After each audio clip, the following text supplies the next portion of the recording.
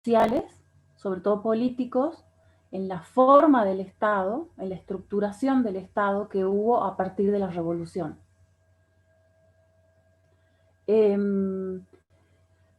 No nos interesa la cronología. No le vamos a pedir, si ustedes en un parcial o en un final, en un punto sobre la Revolución Francesa, que sea explicar las transformaciones institucionales que se desarrollaron a partir de la Revolución. Supónganse que esa sea la consigna. Si ustedes describen cronológicamente lo que pasó, se considera que no respondieron a la pregunta. Porque la pregunta no es contar cómo fue la Revolución Francesa, sino las transformaciones políticas a partir de la Revolución Francesa. ¿Se entiende? Entonces, si ustedes describen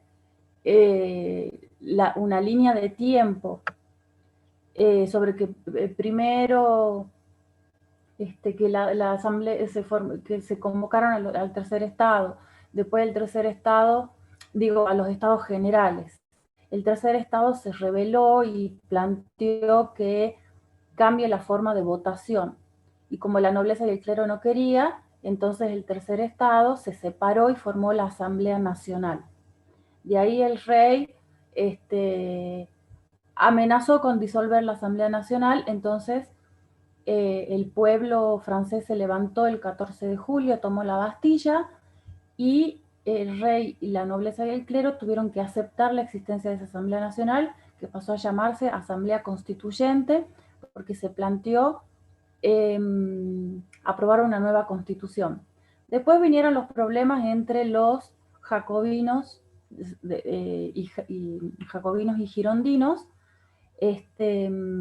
Se fundó una república en 1792-93 y en esa república ocurrió, se les llama la época del terror y bla, bla, bla, bla, bla, hasta Napoleón. Si ustedes escriben eso, no se considera que están respondiendo a las transformaciones políticas. Si la consigna fuera esa, explicar las transformaciones políticas y en el Estado a partir de la Revolución Francesa, ¿ustedes qué responderían? A ver, más allá del trabajo práctico.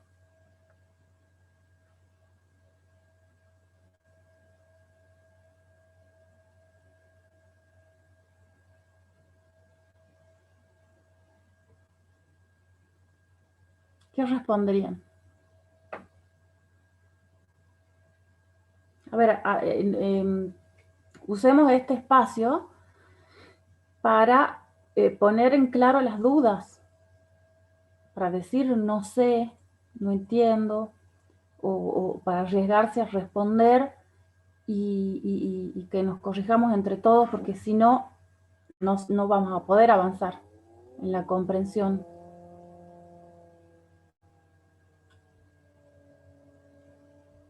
Disculpe, profe, ¿podría repetir la pregunta? Sí. ¿Cuáles son las transformaciones políticas en el Estado que se produjeron a partir de la Revolución Francesa?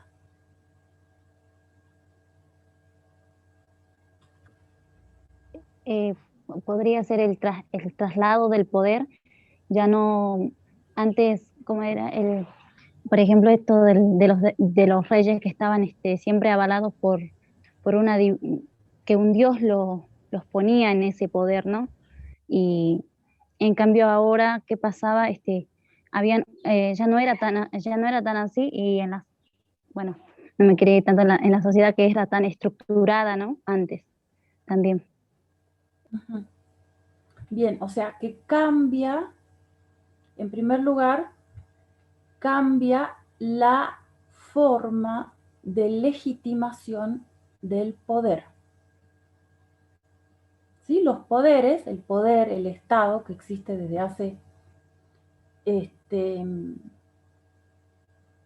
más o menos 7000 años, no, 5.000 años.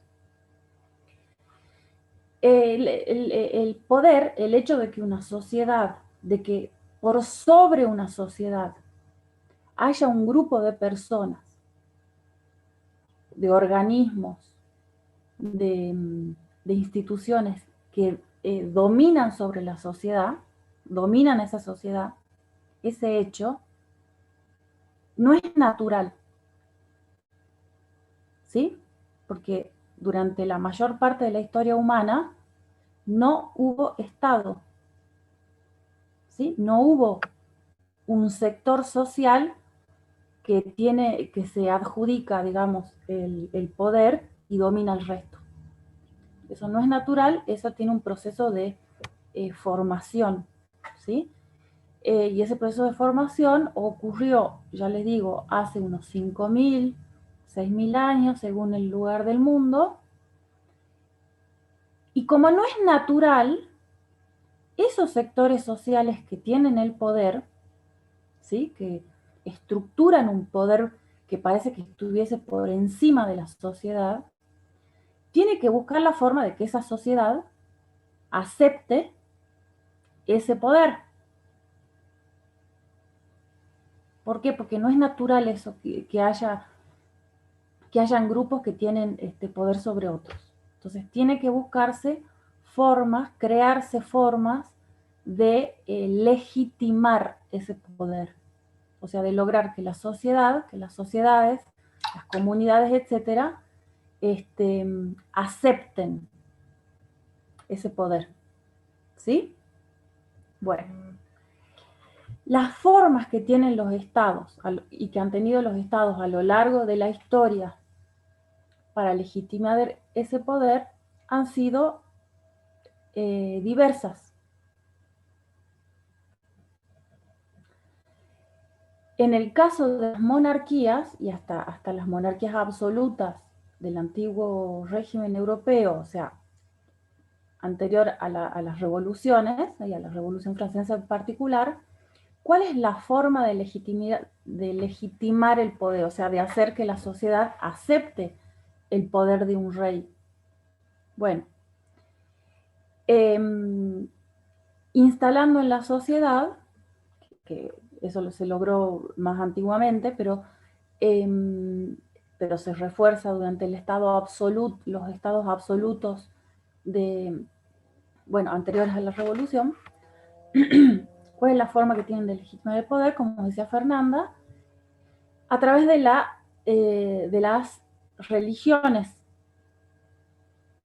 diversas religiones, y de la idea de que el rey tiene poder porque Dios se lo ha delegado.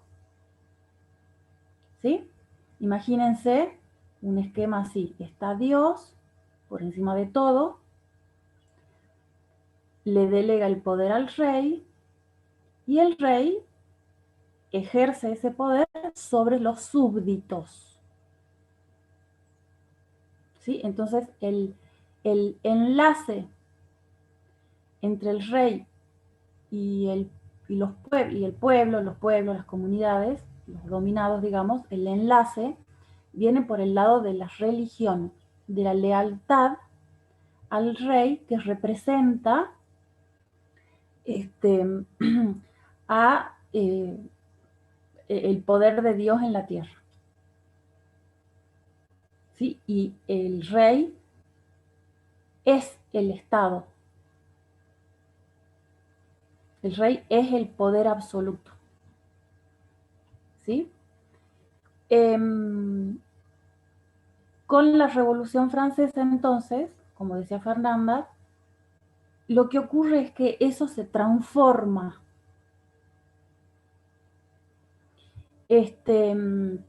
Por supuesto que el hecho de que durante todo el siglo, fundamentalmente XV, XVI, XVII y parte del siglo XVIII, estas monarquías, estos reyes en toda Europa se atribuían, todo el poder de Dios sobre los súbditos, era cuestionado. ¿Quiénes cuestionaban a lo largo de esos siglos, fundamentalmente el siglo XVIII, ¿quiénes cuestionaban esa idea de que Dios le otorgaba el poder al rey y el rey dominaba sobre los súbditos? ¿Quiénes cuestionaban eso? ¿Cómo se llama el movimiento intelectual político?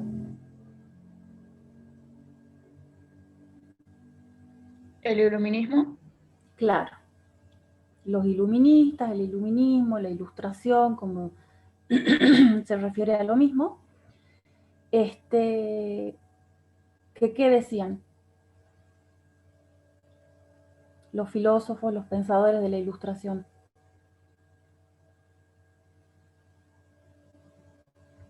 Decían que la soberanía era ascendente, que del pueblo llegaba, la soberanía del pueblo llegaba al rey en forma ascendente. Claro. ¿O no? Claro. Los iluministas decían, exactamente, bueno, no todos, porque había algunos que estaban a favor de las monarquías, pero se empieza a difundir la idea entonces de la soberanía popular, no la soberanía divina, o sea, la soberanía que procedía de Dios, que proviene de Dios, sino la soberanía popular, es decir, los individuos de la sociedad, que forman parte de una sociedad, es en donde reside el poder. ¿Sí? En los individuos, que tienen que ser individuos libres, con derechos, alfabetizados, etc. Y es el pueblo y los individuos, que después se llamará la nación, los que delegan el poder en un rey. ¿Se entiende? No es que dejan de ser católicos o protestantes o lo que sea, no es que son ateos los filósofos de la Ilustración. Algunos sí, pero otros no. No es desconocer, pero es separar los ámbitos, lo religioso de lo político, separan los ámbitos. ¿Sí? Entonces sí, esa es una entonces de las transformaciones. La idea de que tiene que haber individuos libres, con derechos, etc. ¿Qué más?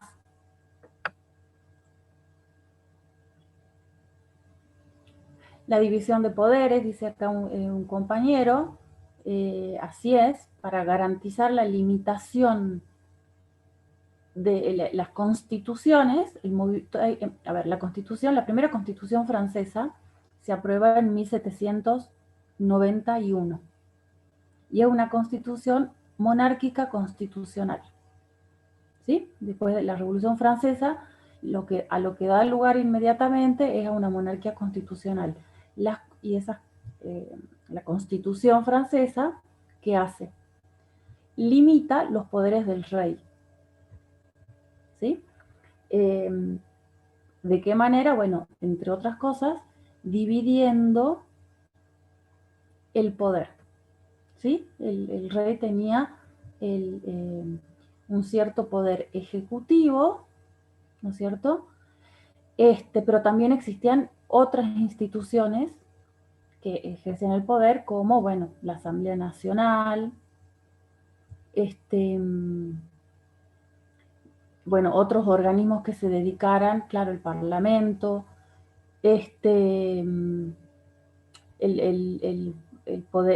las decisiones económicas también pasaban por otras instituciones, lo judicial, ¿sí? Bueno, en fin, entonces no es que ya el rey tenía el poder el poder político absoluto, ¿sí? Legislativo, judicial, ejecutivo, etc. Se divide el poder. Bueno, ¿qué más?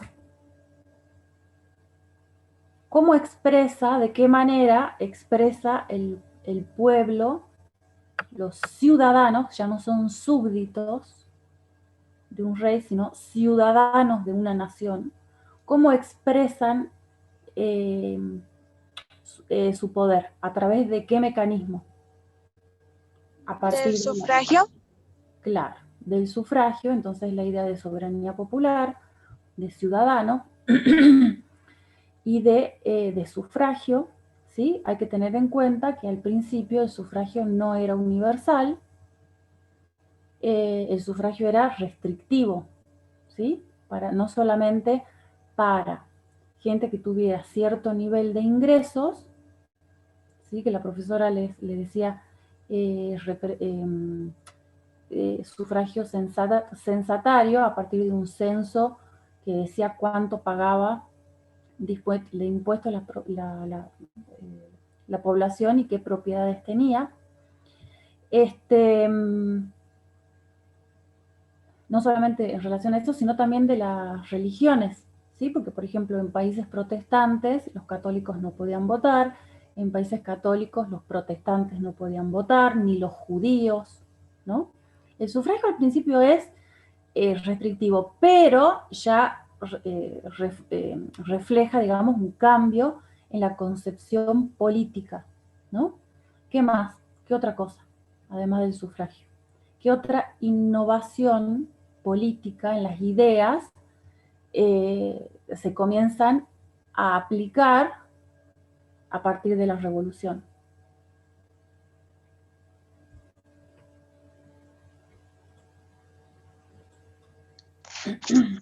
¿Una monarquía absolutista?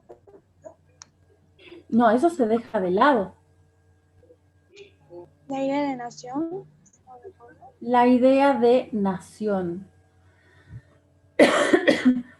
No vi bien quién dijo monarquía absolutista. En realidad las monarquías absolutistas, de tipo absoluto, son las que llegan a su fin con la Revolución Francesa, ¿no? Se pone fin a las monarquías absolutas y se da lugar a nuevos regímenes políticos, como las monarquías constitucionales. Ya les digo, la Constitución es un texto escrito que como que están las pautas de organización de una sociedad ahí. Ante cualquier problema, ante cualquier conflicto, recurrimos a la Constitución a ver qué dice. Es como algunos le dicen como un pacto de organización de un pueblo, ¿sí? Y, que divide los poderes, y que dice y que están los derechos fundamentales de las personas, las obligaciones, etc. ¿Sí? Es como un contrato.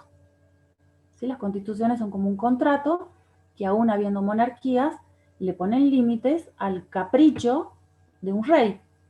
¿Sí? Antes no había constituciones, no había leyes escritas, por ahí había cosas administrativas, eso sí, pero no había las constituciones al estilo de un pacto o contrato social que le llaman. Bueno, entonces surgen nuevos regímenes políticos como las monarquías constitucionales, monarquías parlamentarias, repúblicas. ¿Sí? Las repúblicas ya directamente no tienen rey,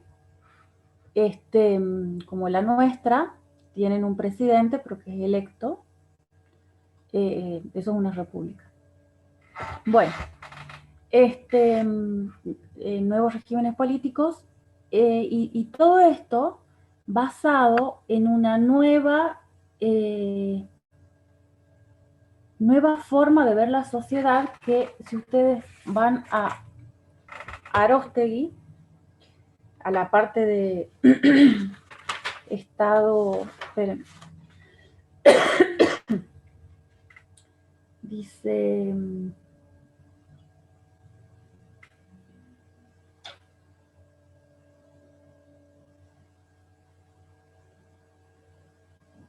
bueno, nueva ideología política, nueva estructuración del Estado, nueva ideología política, que es la de la nación,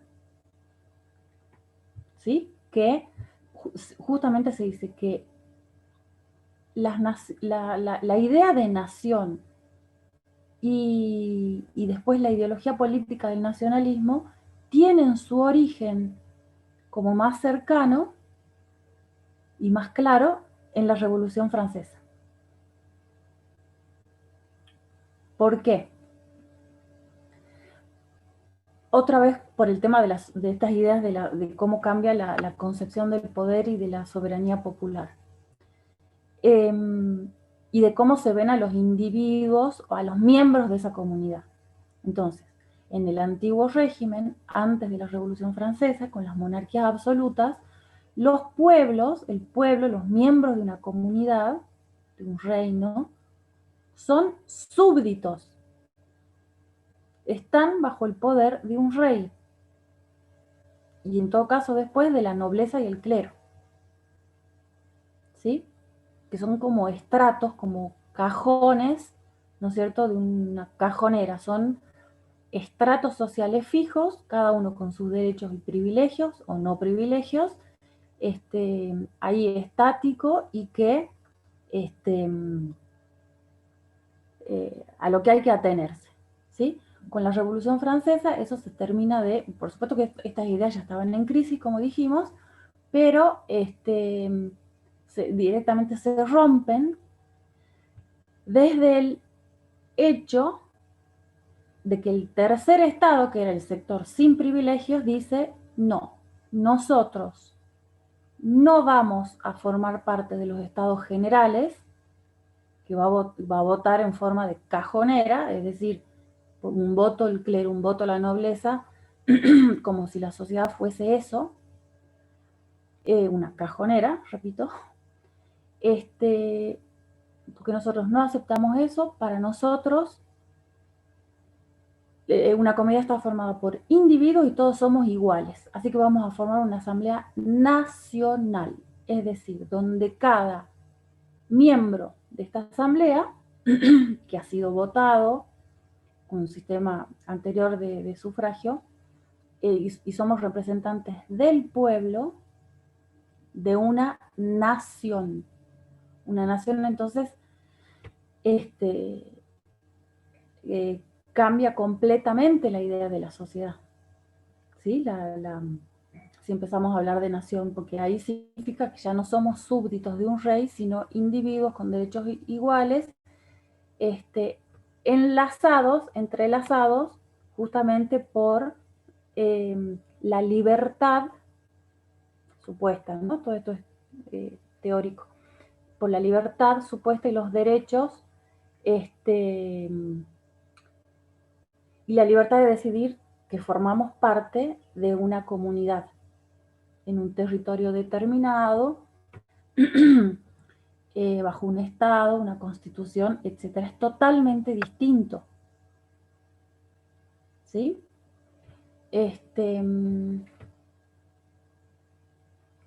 No sé si se entiende, ¿se entiende?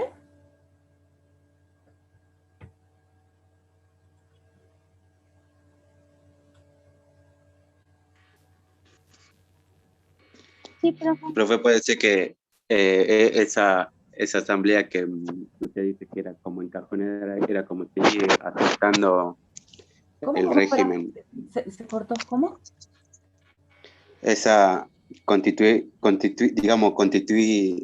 ese tercer estado era como seguir aceptando el régimen feudal, que es lo que venían queriendo derrotar o que se acabe. No, ¿por qué? Bueno, eso yo lo entiendo así, ¿no? Pero a ver, ¿qué de lo que yo Porque dije o del proceso de la Revolución Francesa te hace pensar que el tercer estado defendía el sistema feudal? no, digamos que siguiendo ese tercer estado o seguir permaneciendo en esa asamblea de No, crear no, la a ver, aristocracia. me parece que vos te estás confundiendo entre tercer estado y estados generales, ¿puede ser? Ah, sí, sí. Eso. Claro, porque los estados generales es como que les diga, los estados generales son una institución, una institución una organización que es convocada por el rey. ¿Que la puede convocar o no? Sí, de hecho, acuérdense, con la Revolución Francesa, hacía 200 años que no se reunían los estados generales. Bueno, los estados generales, entonces, es una institución en donde se juntan representantes de cada estamento, de la monarquía, de la nobleza, del clero y del tercer estado. El tercer estado es todo lo que no es nobleza y clero. El tercer estado, la burguesía, rica, pobre, media, campesinos, artesanos, ¿sí? Entonces, si entiendo bien lo que dice Enzo, efectivamente, seguir reuniéndose, que el tercer estado acepte, si hubiese aceptado, digamos, seguir reuniéndose como es en los estados generales, como estaba instituido, cada grupo por separado, con un voto por cada estamento, hubiera estado aceptando el sistema, claro, todavía ya no estamos en pleno feudalismo en el siglo XVIII, pero sí, hubiera estado aceptado la concepción social todavía feudal que había en esa época, pero no la acepta. Y por eso forma la Asamblea Nacional, que por eso se le llama que es una revolución jurídica. ¿Sí? El momento en que el tercer estado se va de los estados generales y forma la Asamblea Nacional, a ese hecho se le llama una revolución jurídica.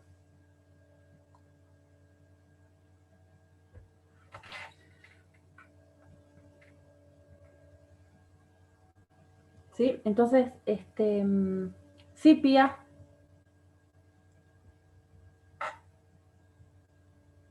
¿Querías hablar?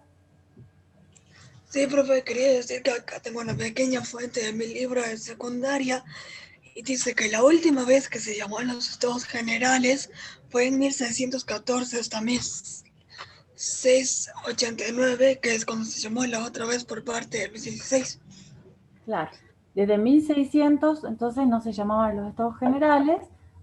Tal era el problema de la monarquía con la nobleza por el tema de los impuestos, que la nobleza dijo, bueno, para un asunto tan grave, digamos, hay que llamar a los estados generales. Y se convoca. En la bibliografía dice los notables. O notable, la nobleza.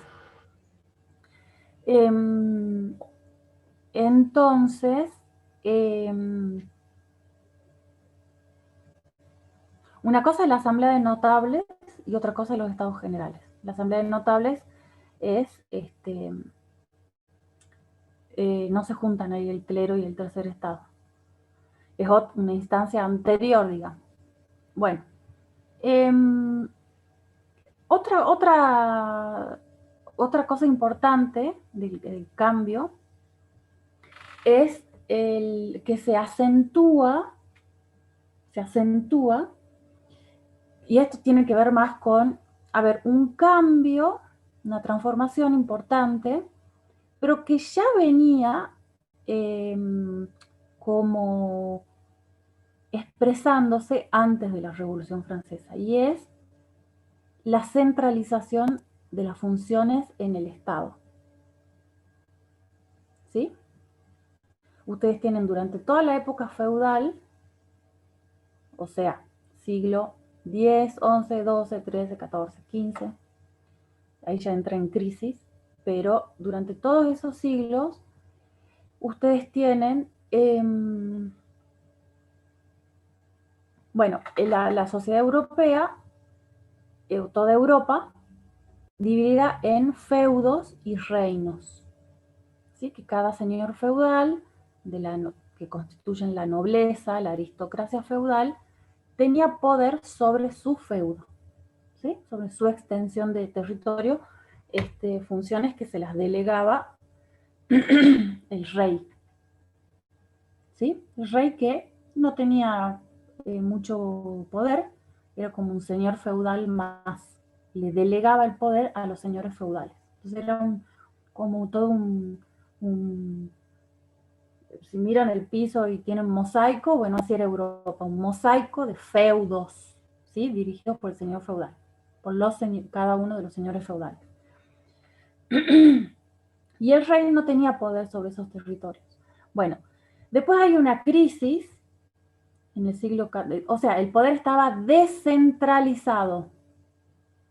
Cada señor feudal cobraba los impuestos a sus campesinos,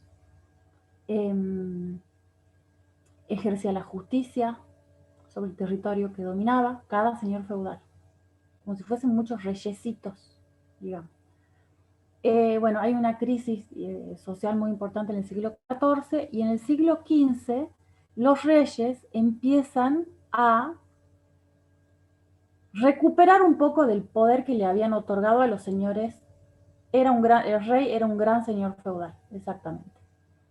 Era el señor feudal con más tierra, digamos, ¿sí? Y que en última instancia podía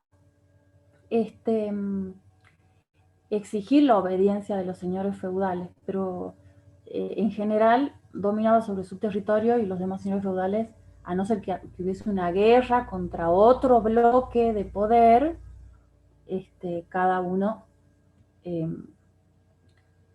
hacía su vida, digamos, en su señorío. Señorío. Bueno, entonces, el poder estaba descentralizado en los señoríos. Crisis del siglo XIV, y en el siglo XV comienza a centralizar, el rey empieza a ver que los señores feudales no pueden dominar ya su territorio, y empiezan a recuperar el poder, ¿sí?, que le habían delegado a los señores feudales. Los reyes se empiezan a fortalecer, las monarquías se empiezan a centralizar desde el siglo XV, XVI, XVII, y en el XVIII ya empiezan a entrar en crisis. Y la Revolución Francesa y las otras revoluciones en Europa lo que hacen es continuar ese proceso de centralización del poder que habían venido desarrollando las monarquías absolutas, pero ahora ya con otra forma de Estado y con otra legitimidad, además, porque ya les digo, la legitimidad a los estados modernos, a los estados nacionales, se los da justamente el hecho de que hay una nación, un conjunto de individuos que por ser parte de una comunidad, ¿sí?, de individuos iguales, con derechos, etc., entonces acuerdan tener un Estado con las funciones centralizadas. Yo les aclaro una cosa, todo esto que les estoy explicando, se los estoy explicando para que ustedes entiendan la transformación. No se les va a tomar en el parcial o en un final qué pasaba con los señores feudales en el siglo, ¿sí? No, eso no se les va a tomar. Sí se les va a tomar qué transformación hay de las monarquías absolutas al Estado moderno, nacional, burgués, posterior a la Revolución Francesa. Entonces, centralización del Estado, se fortalece la idea de centralizar el Estado, las funciones del Estado, a partir de la Revolución Francesa. ¿Sí?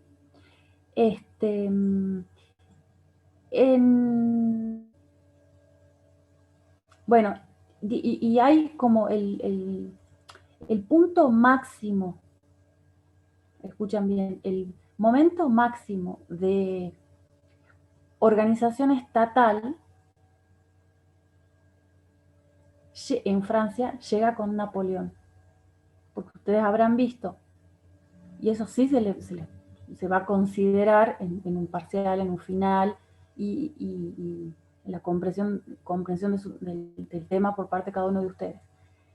Cuando es la Revolución Francesa es un despiole. Hay algunos que quieren una república, hay algunos que quieren nada más que una monarquía constitucional, hay otros que quieren que vuelva a la monarquía absoluta, es un despiole.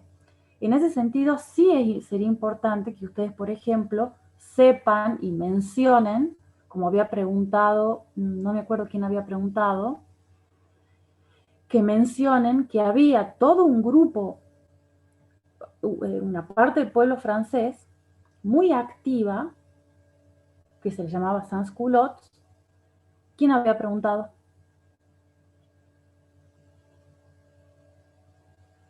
Si había que acordarse de los nombres, de los sans-culottes. Yo, profe. Ah, Jesús. Bueno, es importante que ustedes tengan en cuenta y mencionen a este grupo como uno de las bases sociales, o sea, de los grupos populares que presionaban para la fundación de una república. ¿Sí? A ver, lo que le quiero decir es esto entonces. Que desatada la Revolución Francesa, es un despiole que se aprueba una constitución monárquica constitucional en 1791. Después hay guerras interna y externa también, porque hay países donde siguen las monarquías y que no, como son todas familias, no quieren, defienden a su familiar, el rey de Francia, y quieren que vuelva al poder. Entonces Francia sufre el ataque de países europeos, Austria, bueno, Rusia. Entonces, conflicto externo, conflicto interno, ¿por qué constitución? ¿Sufragio universal o no universal? ¿Quiénes podían votar? ¿Quiénes no? Y todo eso son luchas sociales, ¿no? A eso súmanle la movilización popular por el aumento del precio de los alimentos, el tema de los salarios, la carestía de alimentos además también. Movilizaciones, toma de la Bastilla, toma de esto otro, ejércitos en la calle, enfrentamientos, represiones, movilización, los girondinos que son moderados, los jacobinos que son más radicalizados y que se apoyan en los sans-culottes. Hay un conflicto entre ellos. En 1792, 92 ya se funda efectivamente una república. El rey lo pasan por la guillotina. Lo pasan por la guillotina, ya no hay rey con la república, pero es una república que también entra en muchos conflictos. En 1793-94 se refuerza los sectores moderados, que crean nuevas instituciones, se dictan leyes que los hacen entrar en conflicto con la iglesia. Pues es un despiole. ¿Sí? Entonces es como que un periodo que están los grupos políticos y sociales en búsqueda permanente de con qué van a reemplazar a la monarquía absoluta que ya no existía, que se había desmembrado. ¿Sí? ¿Cómo hacemos para reemplazar eso? Imagínense que hoy, no sé, mañana la Constitución argentina, bueno, hacemos así con la Constitución, no hay más Constitución argentina, no hay poder ejecutivo, ni judicial, ni legislativo. Creo que yo en la clase pasada les mencionaba eso, como en el 2001, que se va el presidente en helicóptero, y ¿quién tiene el poder? Es un despiole, ¿sí? Entonces, y efectivamente fue lo que pasó acá, que al poder se lo dieron a la presidencia, al presidente del Senado, después al presidente de la Corte Suprema, porque el otro renunció, y así. Entonces, bueno, en Francia imagínense un proceso así, pero de años, ¿sí? Lo que acá fue 1 año, 2 años de crisis, o 3, en Francia fueron años, hasta que Napoleón, y a eso iba, con Napoleón llega al punto máximo, digamos, la reorganización estatal, ¿no? Entonces, ahí en el texto de Roudet, que ustedes tenían que tomar para ese texto que tenían que escribir para el trabajo 5, ahí les cuenta todas todas las innovaciones legales de Napoleón. El código napoleónico es conocidísimo, toda la reorganización legal, el ordenamiento legal, digamos, a través de los códigos, reformas educativas, etcétera, administrativas, con Napoleón, ¿sí? Entonces, cuando se les pregunte también sobre las transformaciones institucionales en la organización estatal, tienen que explicar todo ese proceso conflictivo de los diferentes regímenes políticos que se ensayan, que se prueban a partir de la revolución, hasta llegar a un Estado súper centralizado con Bonaparte, y bueno, ya les digo, la reorganización que significa la aprobación de un código civil, la instauración de un banco, casi como un banco central de Francia, que tiene el monopolio de la emisión de billetes, ¿sí? Que es una cosa fundamental en un Estado. En un Estado no puede haber 30 billetes, 30 monedas, digamos, que cada uno, cada banco o cada institución no se emite su moneda. Eso es inconcebible en un Estado a no ser que esté en crisis. Entonces, un código civil, un banco central, en fin, todos esos aspectos que se logran con Napoleón, ¿sí?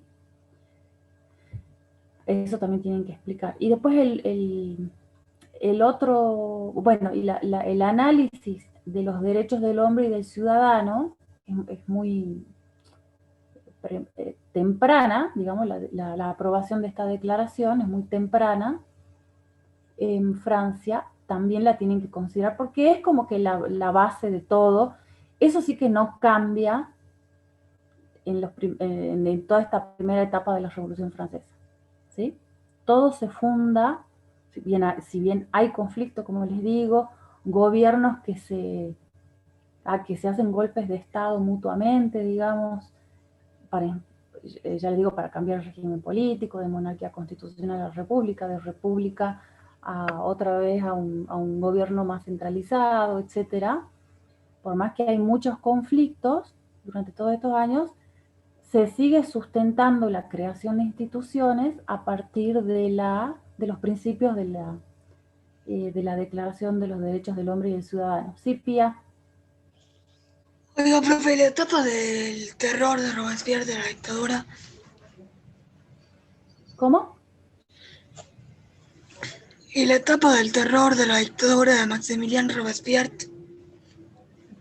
¿Qué pasa con esa etapa? ¿Cuál es la pregunta? No, que como usted pasó a Napoleón, quería decir si podría mencionar algo. Sobre la etapa del terror, Sí, es mi favorita, profe. que se le llamó. Bueno, mira, nosotros no estudiamos los acontecimientos, a quién se guillotinó, Rayos. o todas esas. Nos interesa como un subperíodo que ustedes, digamos, conozcan ese periodo como un subperíodo de la Revolución Francesa, donde predominan grupos más radicalizados que están más de acuerdo con el sufragio universal, con medidas más radicalizadas. Todo, a ver, el mote ese de periodo del terror también se debe a que fue un periodo donde más grave fue la guerra con los países de Europa, con los otros países de Europa. Entonces, eso requirió, o los franceses hicieron eso, los jacobinos, un fuerte control social interno, ¿sí? Ya que había una guerra externa a la que había que hacer frente. Ujú. Entonces, mucha gente también, hubo muchos guillotinados, y después de Robespierre también hubo guillotinados, y guerra y asesinatos. El 18 de Pero junio fue guillotinado, profe. sí, no importa la fecha, no importa realmente la fecha, pero interesa que le pusieron la República del Terror, no tanto porque fuera de terror, o que guillotinaran gente, sino porque era una república radicalizada, ¿sí? Con ciertas medidas que pretendían ir un poco más profundamente en la transformación social. Entonces le ponen del terror, no tanto por los guillotinados, sino porque era una república.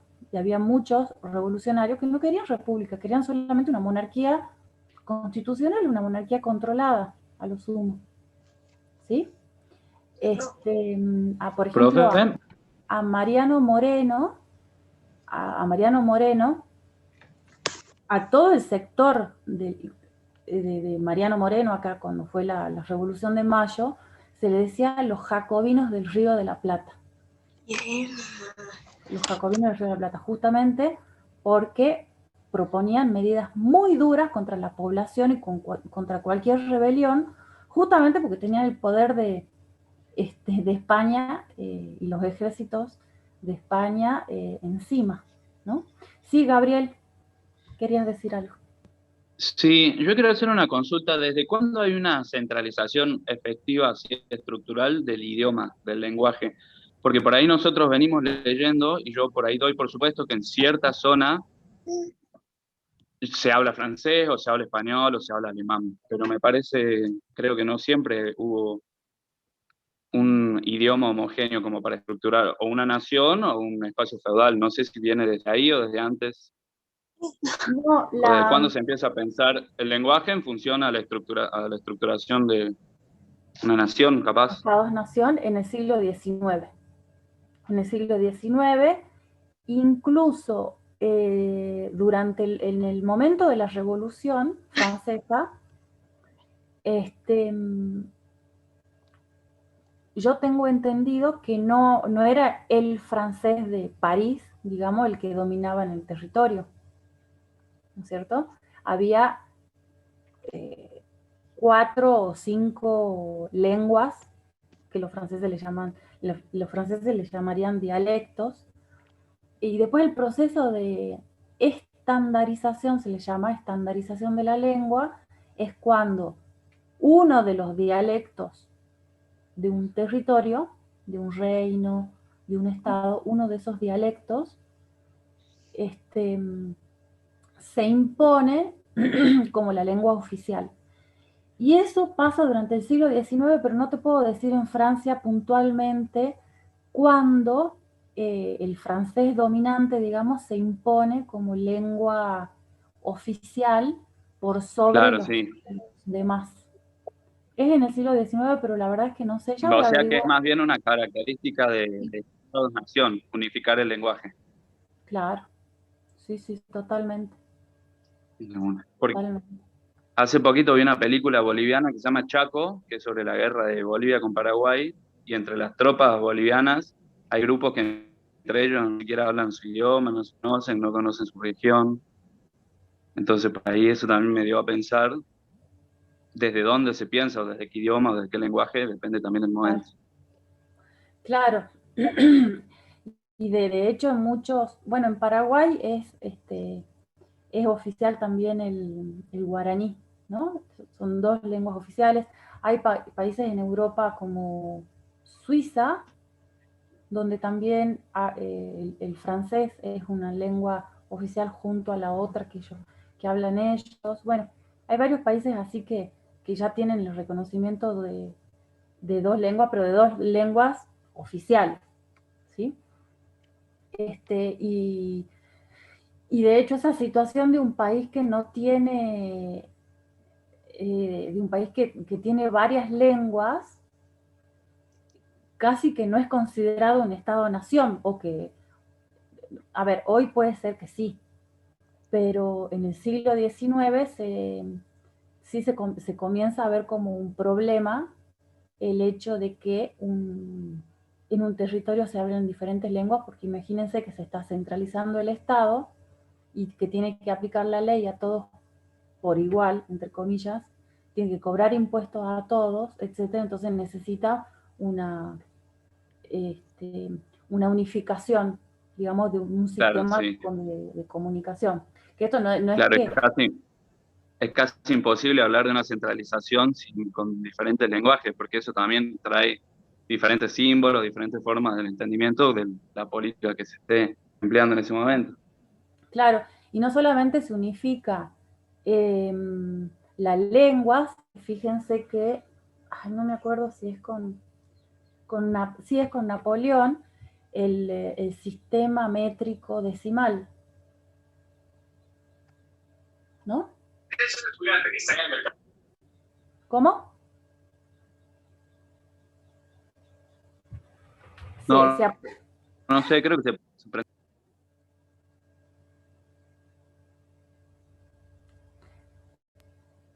claro, sí, o sea, también unificar la medida va de la mano con unificar el lenguaje. Eso para establecer el comercio, por ejemplo, ¿cómo va a ser para establecer el comercio si se tienen diferentes unidades de día o diferentes unidades de peso, de exactamente, plata, digamos? exactamente. A ver, ¿quién dice que esto, qué sé yo, a ver, tengo una regla así como para que los que no están, ¿quién dice que esto es, no sé, 10 centímetros? Una convención, Claro, yo puedo decir, no, esto es un no, metro. no hay, Bueno, entonces, claro. si yo estoy intentando crear, y esto, bueno, qué bueno lo que me decís, Gabriel, porque esto me hace relacionar con lo siguiente. Los estados-nación se constituyen a partir de revoluciones burguesas. Es decir, es la burguesía, ¿sí?, esa parte del tercer estado que está teniendo cada vez más el poder económico, es la burguesía la que promueve la formación de un Estado nacional, unificado, centralizado, etcétera, en donde pueda hacer negocios, explotar mano de obra, formar un mercado interno, que es uno de los otro aspecto, digamos, de un Estado nacional, que es un mercado interno. Es decir, hay una cierta libertad de comercio y de intercambio dentro de ese territorio. No hay, ¿cómo se llama? No hay aduanas internas, no hay para promover que haya un mercado interno, tiene que haber una unidad, no solamente en la lengua, o por lo menos es una ventaja que haya una unidad de la lengua, sino también de los pesos y medidas.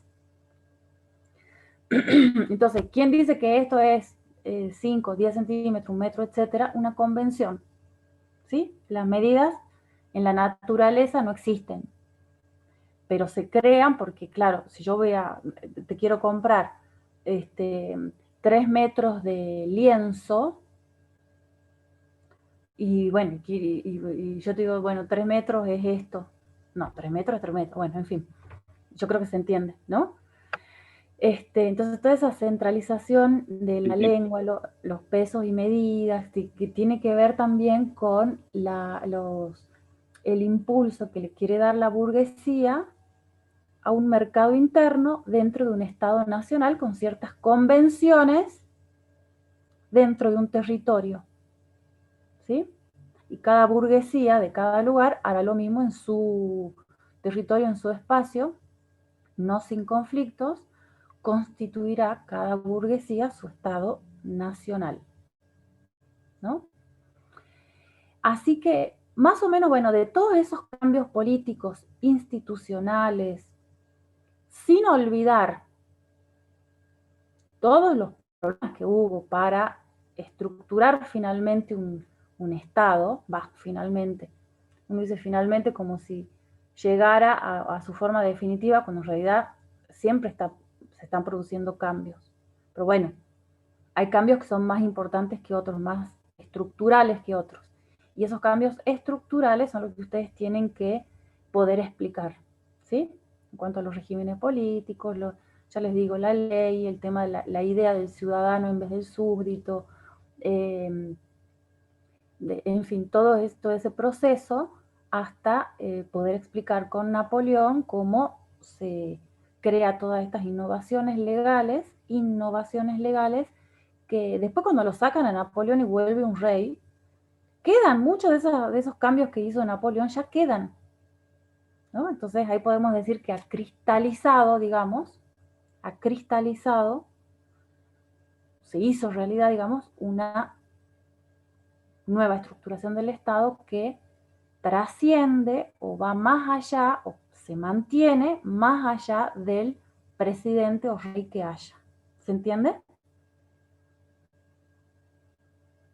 Bueno, para los que no han podido entregar el trabajo práctico número 5, que era el de la semana pasada, que es la parte 2, ustedes tenían que escribir una página, no sé, 2 páginas sobre toda esta cuestión. Bueno, ahí les doy algunos elementos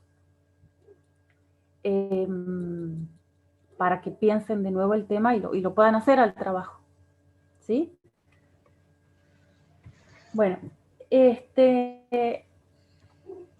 y justamente el trabajo 6 es sobre la cuestión ya de la nación como tema particular. La nación, el nacionalismo y los estados generales y los estados nacionales a lo largo del siglo XIX, ya ocurrida la Revolución Francesa.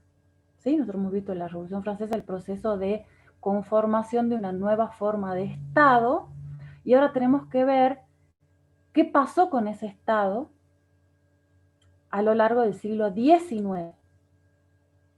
¿Sí? Entonces, tenían que leer 3 textos, uno releer lo de Aróstegui en la parte que habla de los estados-nación,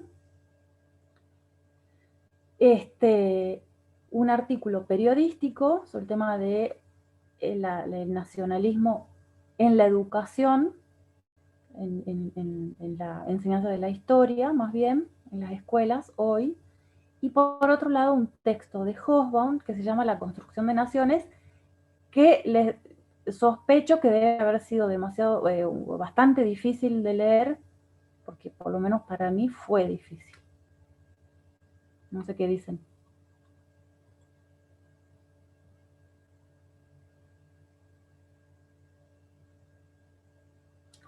Sí, fue complicado. Sí, es como que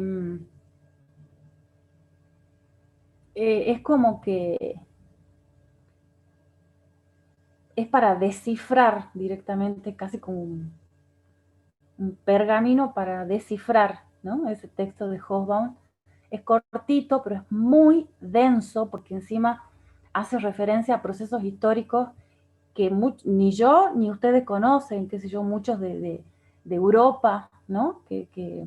O que uno conoce muy por encima. Así que así, es complejo, pero tratemos de sacarle el jugo a 2 o 3 ideas o 4 ideas que guían el texto, ¿sí? Más allá de los datos empíricos, más allá de que hable de Gales, de la historia dentro de Italia, dentro de Francia, que los checos, que no sé qué, bueno, más allá de esos ejemplos que son importantes para entender, pero tratemos de rescatar 3 o 4 ideas. ¿Cuáles son las afirmaciones del autor? ¿Sí? Entonces, tenemos una hora. Me parece importante retomar lo de la Revolución Francesa porque tiene relación con esto y porque creo que la vez pasada bueno, no terminamos de ver muy bien el tema político. Así que, bueno, en esta hora Vamos a ver quién se ofrece a leer su texto. A ver, 2 minutos hasta que busquen sus textos, no sé si los tienen ahí, que tomen valor.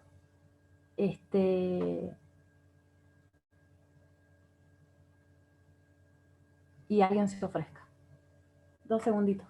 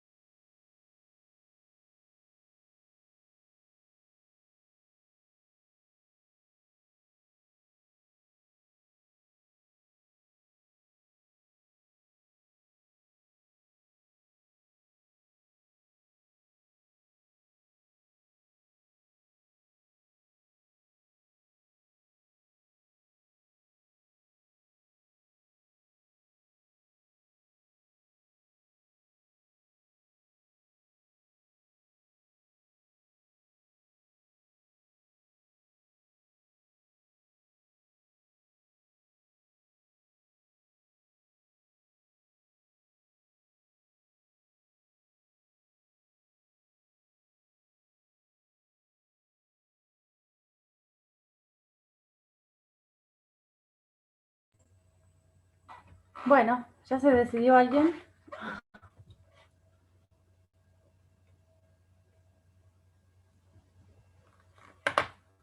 Miren que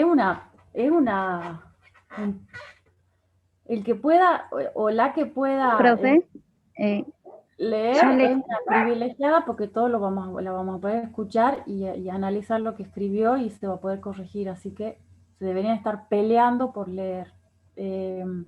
Fernanda.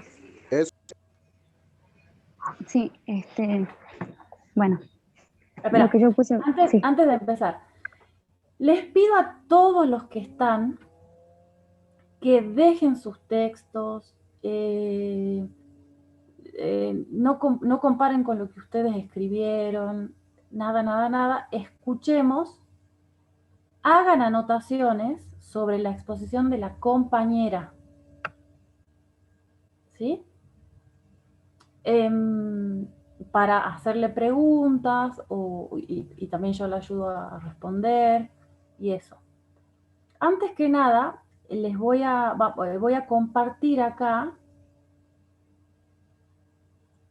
el texto que tenían que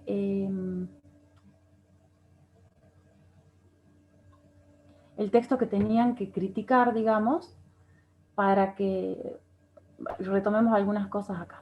Sí, Fernanda, ahora sí.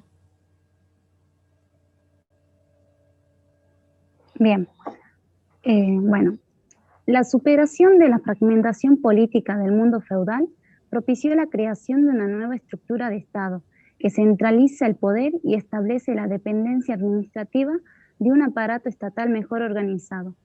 Un Estado complementado imprescindiblemente por la nación. De esta manera, y ahí cité a Hobsbawm, la nación no era un desarrollo espontáneo, sino elaborado, ya que se forma a partir de una construcción proyectada y no de una simple aparición, sino que es a partir de una serie de procesos que conlleva una ardua concepción en donde los sujetos en muchos casos no estaban orientados y perfilados concretamente con respecto a sus pretensiones sobre lo que implicaba la concepción de nación, hasta encontrar su lógica y direccionar sus aspiraciones, hecho que no sucedió hasta en las revoluciones del siglo XIX, cuando se introdujo un cambio radical políticamente, a tal fin que las naciones reflejan las organizaciones de los estados territoriales, conformados por sociedades nacionales y definidas por unas áreas que comprenden sus miembros, es decir, que cuando todo su conjunto llega a organizarse, se conforman estados-naciones, tendiendo a propiciar una administración única, centralizada respecto a todos los territorios comprendidos por la misma. Es así que la existencia y exaltación de la nación, por lo demás, no hace sino fortalecer el papel y el poder de un Estado central, por cuanto la nación representa la homogeneización o la fuerte aspiración a ello de los miembros de la comunidad política representada en ese Estado. Ahí sigo. Bien. Si algo importante para la conformación de los Estados-naciones fue la importancia de las instituciones educativas públicas, siendo estas las armas con las que las naciones se forjarían y pretenderían apoyarse para el progreso de su nacionalización, siendo en las mismas, es decir, en las escuelas, que se van forjando en los alumnos un pensamiento histórico en el que se impone el aprendizaje de los valores propios de una sociedad, como la moralidad, el patriotismo, etc. Una nación está construida en vista por varias naciones, sin embargo, en ella se impone y se prevalece un único nacionalismo, es decir, el resto de las naciones son absorbidas y suprimidas por la misma nación, siendo las instituciones de las escuelas de crucial importancia, ya que es un instrumento por medio de la cual la nación impone pretensiones de su estatus oficial, como es el idioma, de manera que y también impone una cultura, una nacionalidad. En nuestro sistema educativo se ve reflejado sus pretensiones de generar un sentido de nación y construir ciudadanos con una identidad y cohesión nacional. Es así, y ahí cité a Vázquez Luciana, que en cada escena de un acto con una identidad y cohesión, en cada escena de un acto escolar protagonizado por chicos, la historia genera afecto y refuerza una pertenencia, provocando que en cada alumno un sentido de patriotismo a través de la emoción y la adhesión a nuestros héroes, engrandeciendo la identidad nacional. Bien. Bueno, a ver los compañeros, las compañeras que han anotado algo, alguna pregunta, alguna objeción.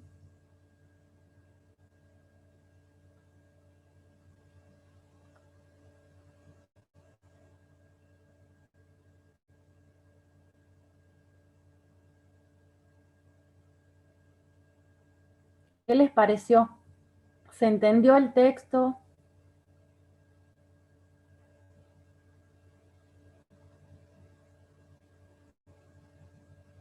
A ver quién quiere hablar.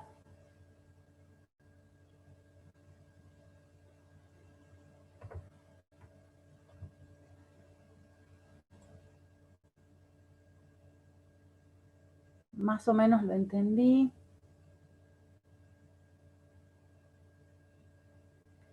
Lo ayudan. Profe, Bueno. A mí me viene a la cabeza lo que decía lo de Aróstegui sobre la construcción de héroes para el Estado de Nación. Creo que sobre lo que nos dio de Gua, que decía de cómo se tenía que resaltar ciertos aspectos. Que yo, bueno, no sé dónde está la parte esa que decía que, por así decirlo, el estatismo en la educación, ¿no? Ajá. Bien. Más o menos yo lo relaciono con eso. Bien. Me pareció excelente, Fernanda, la interpretación, el concentrado ahí de ideas, de conceptos. Excelente. Muy bien. Bueno, ¿alguien más? Muchas gracias, profe. ¿Alguien más que quiera leer?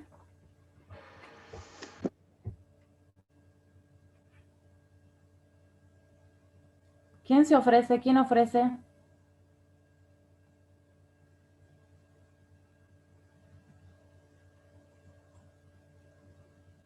¿Nadie? ¿Ni siquiera un borrador tienen?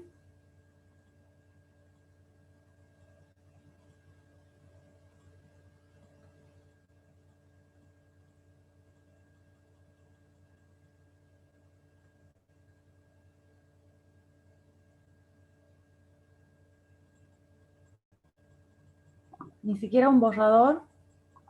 Profe, yo tengo algo, pero la verdad que no me siento muy orgulloso de lo que puse. Una, porque bueno, fue, como le digo, un borrador, lo tengo acá escrito y lo estaba leyendo y hasta ni yo puedo entender algunas cosas que escribí, por eso no sé si leerlo. Prefiero que alguien más pase y yo lo dejo como al último.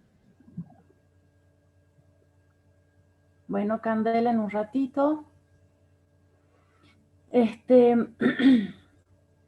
bueno, igual, chicos, qué sé yo, uno lo que escribe nunca está conforme con lo que uno escribe, ¿no? Siempre hay cosas para corregir. Digamos, yo cuando tuve que rendir hace poco una tesis de doctorado, antes una tesis de licenciatura, y siempre me pareció que mis tesis eran una basura, más o menos. Siempre le veía muchos problemas, ¿no? Entonces, pero bueno, si uno no lo expone, realmente es que nunca va a recibir las críticas de otro, y nunca se puede avanzar. Así que no tengan miedo de leer sus borradores, o si escribieron 2 oraciones, no importa.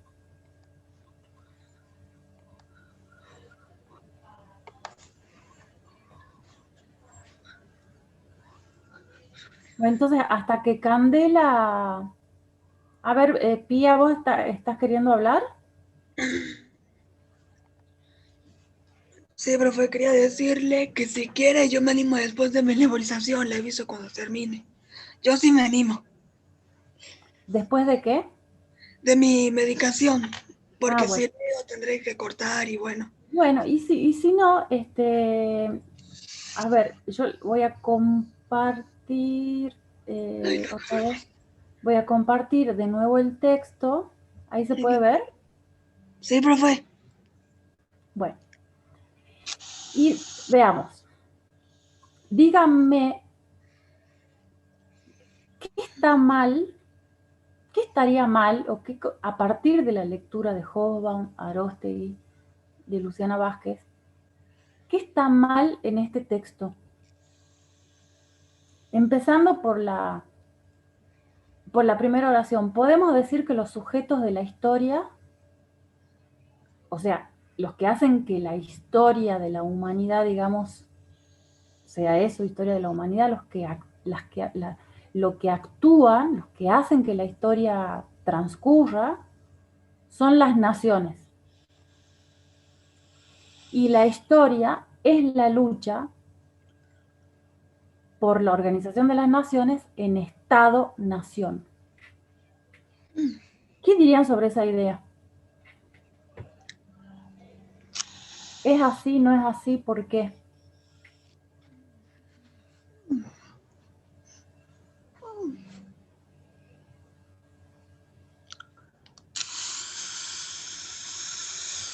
Y yo creo que no es más porque la historia, o sea, sería solamente sintetizar la idea Se corta, se al corta. fin de una nación, la construcción de una nación, dejando de lado donde otras culturas, por ejemplo, volviendo a dejan un montón de A ver, esperen, no puedo ver, quién está hablando y se corta cosas, y por mucho. ahí que decía que era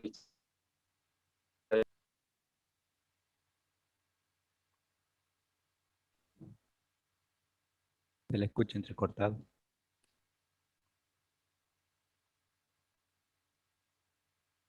Se escucha muy entrecortado, ¿a mí o al compañero?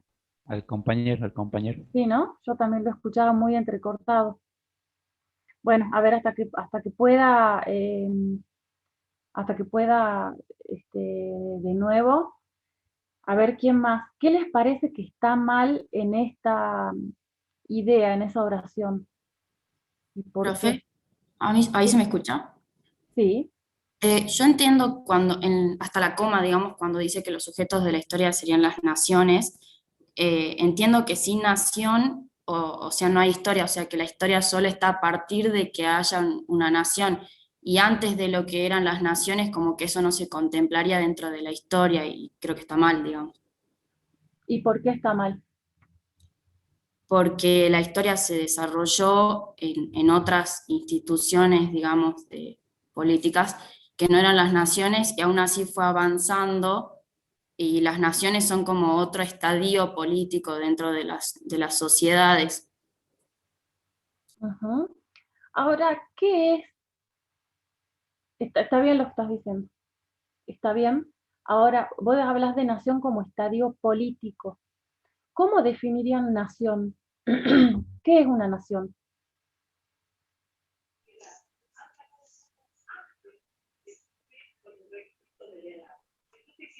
Sí, Un hablen nomás porque yo no estructuramiento puedo ver. político dentro de un...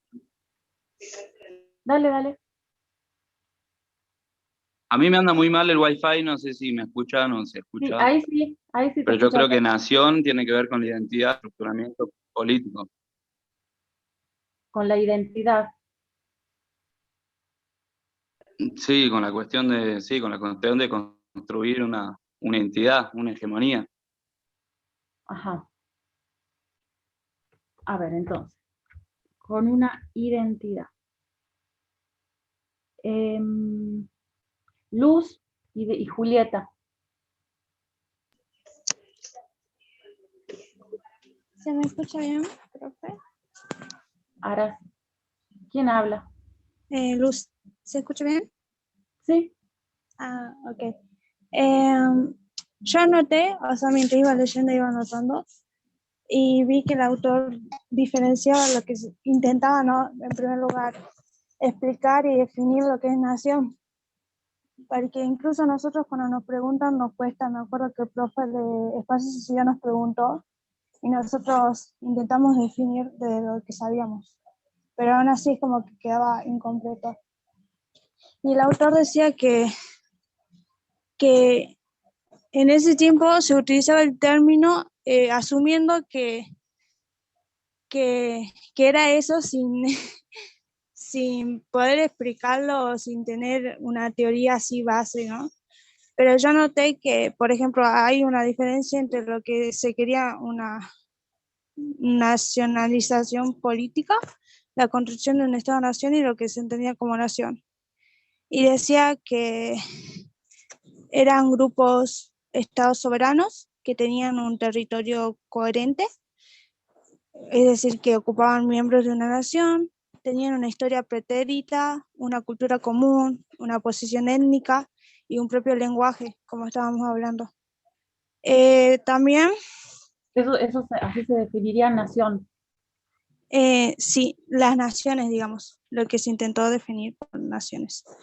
En el hecho político, ¿no? Y que estas se determinaban también por esto, por el hecho político, por una historia institucional o una cultura literaria. Y después también, bueno, cómo se estructuraban, ¿no? Y en una parte nombraba que había una nación ahistórica o semihistórica que se definía como una nación pequeña. Ajá. Y habían otros que defendían y decían que la nación tendría que estar relacionada con el progreso, o sea que tenía que ser una nación progresiva. ¿Qué quería decir esto? Que tenía que desarrollar una economía viable, o sea, mantenerse, tenía que... Uy, no entiendo mi letra. Una organización estatal y desarrollar una tecnología que la pudiera mantener y una fuerza militar. Y esto ya la hacía como que una nación tenía que ser grande, entonces lo que era nación pequeña no era considerado en el término nación, en ese tiempo, los defensores de eso, ¿no? Que tenía que ser grande, que tenían que tener todo esto. Entonces se negaba el carácter nacional, o se negaba que eran naciones reales las que eran pequeñas, pueblos pequeños y que estaban atrasados. Y eso es lo que se definía, ¿no? Como nación. Esa nación se consideraba nación. Estamos hablando del siglo XIX. Siglo XIX. Y esas pequeñas naciones no viables económicamente o chiquitas que vos decís, o sea, comunidades, digamos, los grandes estados nacionales que se empiezan a conformar no les reconocen el derecho a conformarse ni la posibilidad de conformarse como estado-nación, entonces las ponen bajo en muchos casos, las ponen bajo su poder. Sí, había 3 formas que las nombran, si no me recuerdo, haciendo memoria. Una era negándolas, que existían, otra era entendiéndolas y que tengan un poco de independencia, y la tercera no me recuerdo. Pero sí están en... Convivir con ellas y tener problemas con Profe. Jazmín Julieta creo que estaba, y después Jazmín, o al revés. Creo que yo. Sí. Sí, Julieta primero. Yo había puesto que, bueno, solamente anoté una idea, que los conceptos de nacionalismo se trataban como un factor de terrible significación para los factores de los gobiernos, para poder salvar sus ideas políticas y las cosas que se hacían para evitar los posibles factores. Evitar los posibles factores, ¿qué sería eso? ¿Qué factores? Los posibles problemas que se podían dar. Los problemas, para evitar conflictos, problemas.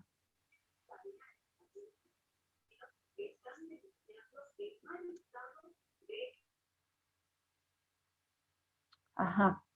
Bueno, a ver, si podés escribir la idea esa en el chat, así analizamos, Julieta.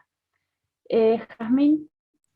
Profe, a mí me había quedado una duda leyendo cuando no sabía si había entendido bien, porque él en un momento habla de la nación, de esta definición que dice que la nación implicaba que era como un conjunto poblacional definido por su historia, que compartían una cultura, una composición étnica y un lenguaje, y ahí él dice que esa implicación es ilógica. Y después cuando avanza, yo entendí como que discute ese concepto que estaba de nación, y dice el criterio histórico de la categoría nación es como que habla de que, yo entendí que hablaba de que en realidad la verdadera nación del siglo XIX era solamente, o sea, estaba como formada por la importancia de ciertas instituciones y por la cultura de clases gobernantes o minorías selectas que estaban preparadas y que podían identificarse, digamos, o no ser demasiado incompatibles con el resto del pueblo común, digamos, que en realidad esa era la verdadera nación que se desarrollaba en el siglo XIX. No sé si lo entendí bien o lo entendí completo, o sea, como otra cosa, digamos. No, está bien, está bien. Hobsbawm, él dice que en el siglo XIX, dice, era lógico y una necesidad la transformación de naciones, o se creía que era lógico, a ver cómo lo expresa él, esperen que busque exactamente cómo está. Eh,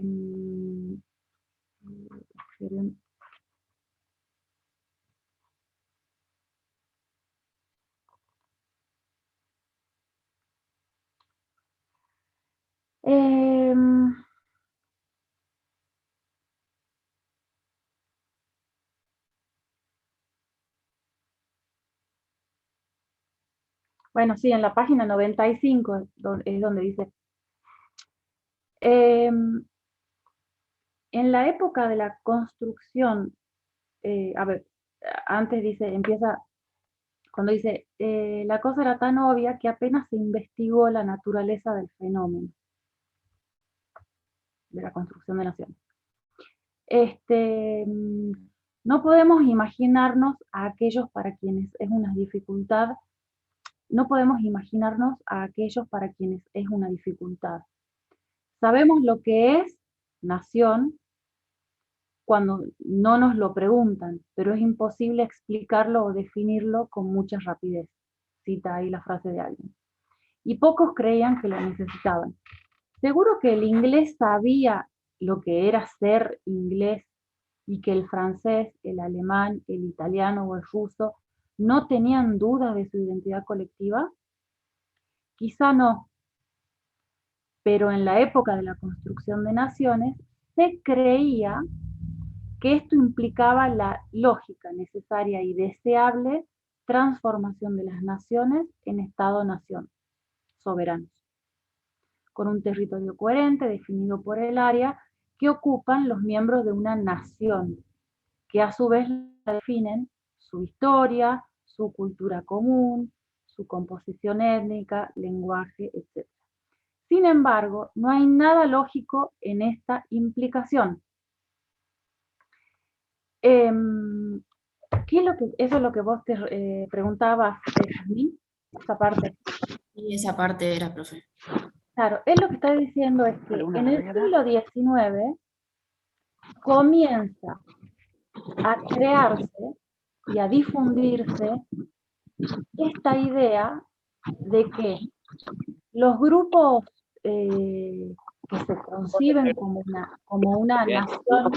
A ver, se está escuchando, no sé, en el micrófono abierto. Muy bien. Muy bien, ¿y los pájaros?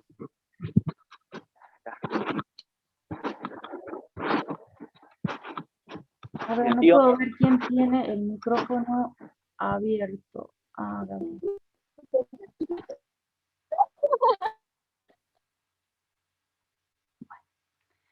Bueno, entonces, lo que él está diciendo es que en el siglo XIX se empieza a principios, ¿no? del siglo XIX se empieza a como a pretender y a difundir la idea de que a cada nación le correspondía un estado. A cada nación le correspondía un territorio y una estructura política, o sea, un estado para esa nación. Pero que esa pretensión no es natural y no era así antes. En el siglo XIX los estados comienzan sí a requerir un tipo a requerir que sus pueblos, digamos, se reconozcan como parte de una nación. ¿Sí? Pero que eso no es algo que haya existido siempre. Y por otro lado, él dice, es verdad que hay comunidades,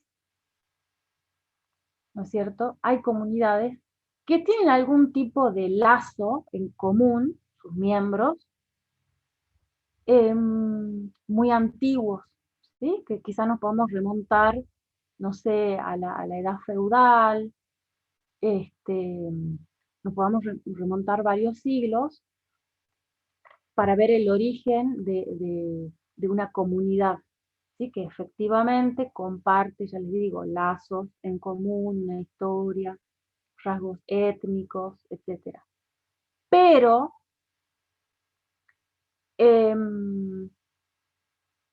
no son criterios en sí mismos de una nación, ¿sí? Porque en el siglo XIX comienza a difundirse la idea de que las naciones tienen que tener una unidad lingüística, étnica, que comparten una historia, y qué sé yo. Y después el Hobsbawm en otros libros va a mostrar que hay muchas comunidades que vivían y que podrían haber llegado a ser naciones, qué sé yo, o estados, y sin embargo no compartían la lengua. Incluso comunidades que no compartían los rasgos étnicos, y sin embargo eran comunidades. Entonces lo que él critica es, lo que él dice es que en el siglo XIX se empieza a imponer una idea determinada de nación, que es esta de que compartís una historia, una lengua, unos lazos, parece como si fuese casi una cosa religiosa, ¿no es cierto? Los elementos constitutivos de una nación. Él lo que dice es que la nación en esos términos, ¿sí?, de unidad lingüística, étnica, etcétera, se va a tratar de empezar a imponer en el siglo XIX. ¿Mm? Alguien, a ver, Candela, estaba en el orden. Sí, profe. Yo mi texto más o menos, no sé si me escucha bien. ¿Me escucha bien? Muy bajito se escucha. A ver, ahora. Ahí está. Ahora sí, ahora.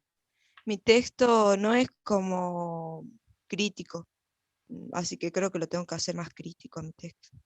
Ajá. Ahora lo leo. Bueno. El texto refiere principalmente de la organización y la lucha de las naciones para llegar a ser Estado-nación. Dentro del texto de Eric Hobsbawm, 1998, podemos destacar la conformación de Estado-nación. Hay que saber distinguir la formación del nacionalismo, ya que esto dio lugar a la creación de Estado-nación, a la formación del nacionalismo y nación. Es complicado su origen de nación y nacionalismo, debido a que son realidades y fuerzas políticas tan antiguas como el hombre mismo. Ya por el siglo XIV, las naciones, conjunto de poblaciones o etnias relacionadas por una historia, cultura, costumbres o lenguaje, llegaron a la lógica necesaria y a la deseable transformación de naciones en Estado-nación.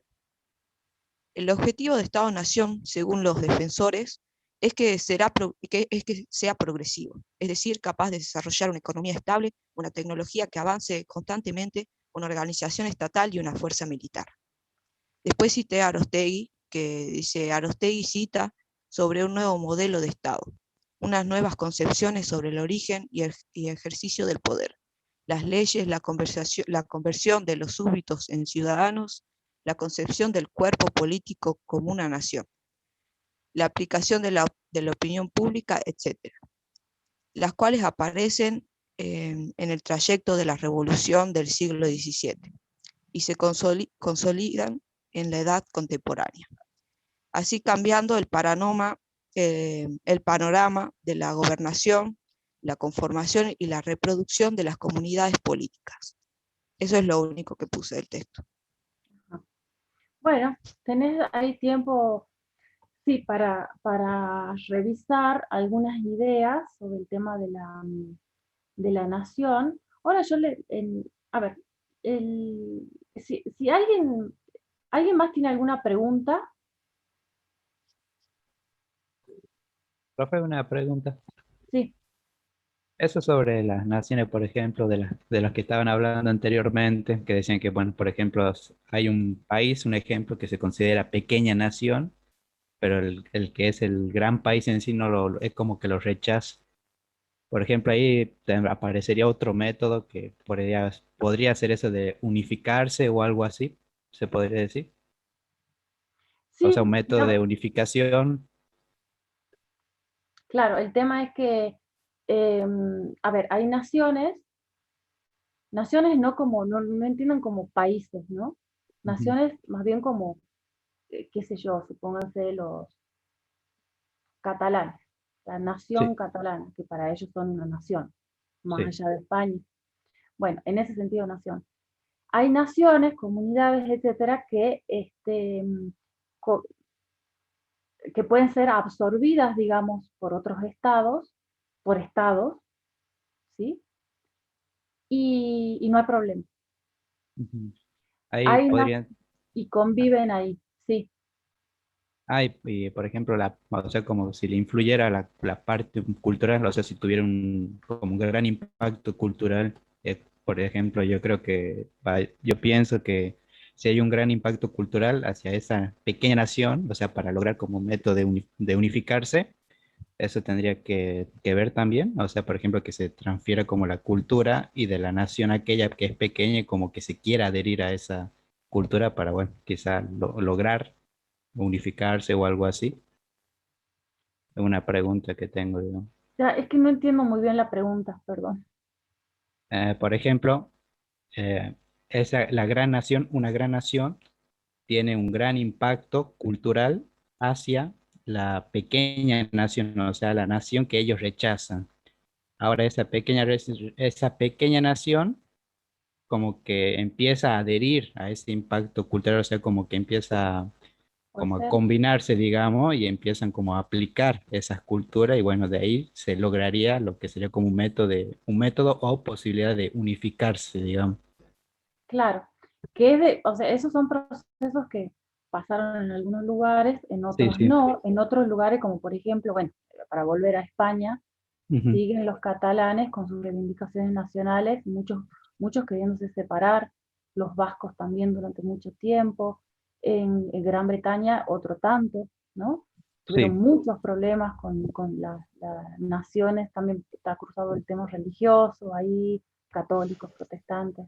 Bueno, y después tenemos los casos de América Latina, en donde